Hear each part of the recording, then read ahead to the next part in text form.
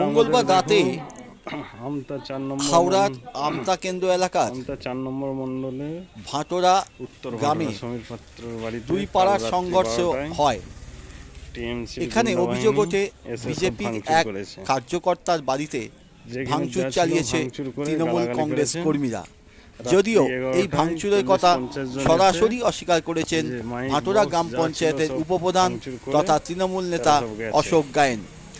আপাতত ওই এলাকায় পরিস্থিতি স্বাভাবিক রয়েছে বলে জানা গিয়েছে। খবর.com রিপোর্ট, হাওড়া। সাইকেল, এসি, তার ফার সব ছিঁড়ে গেছে, এসির পাইপ ফাইপ সব ছিঁড়ে লিয়ে পালিয়ে গেছে। দেয়াল ফেলে বাঁশ দিয়ে সব পিটেছে কালকে। এই অবস্থা করেছে সব টিএমসির গুন্ডা বাহিনী। গতকাল ভাটোরা পঞ্চায়েতের ওপর বিজেপি যে নৎকারজনক ঘটনা ঘটিয়েছে সেটা খুবই গণতন্ত্রের পক্ষে দুঃখজনক এবং লজ্জাজনক। গোপপাড়ার কিছু টিএমসি ছেলে এবং পাত্রপাড়ার কিছু টিএমসি ছেলে বাগবাজারে ফিস্ট করছিল। ওই সময় গোপপাড়ার এবং পাত্রপাড়ার কিছু বিজেপি ছেলে ওইখানে হাজির হয়, নানা রকম উস্কানিমূলক কথা বলে এবং গালাগালি দেয়।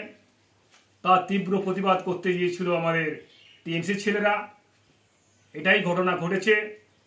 উভয়ের মধ্যে গালাগালি হয়েছে, অন্য কিছু ঘটনা ঘটেনি। মারধর বলুন, ভাঙচুর বলুন, কোনো ঘটনাই সেখানে ঘটেনি। বর্তমানে ভাটোরা গ্রাম পঞ্চায়েতে এলাকায় বিজেপির পায়ের তলার মাটি সরে গেছে। সেই মাটি ফিরে পেতে রাজনীতিগতভাবে এটাকে ফায়দা তোলার জন্যে বিজেপি নানান উপায়ে চেষ্টা করছে আগামী লোকসভা নির্বাচনে যাতে বিজেপি প্রত্যেক বুথ এজেন্ট দিতে পারে। তার জন্যই এই চক্রান্ত, বিজেপির এই চক্রান্ত মানুষ বুঝতে পেরেছে। বিজেপির এই চক্রান্ত থেকে মানুষ সরে এসেছে। মানুষ এখন টিএমসির পক্ষে, দিদির উন্নয়নের পক্ষে। সারা বাংলা জুড়ে যে উন্নয়ন করছে তার পক্ষে মানুষ রায় দিতে আগ্রহী, শুধু সময়ের অপেক্ষা।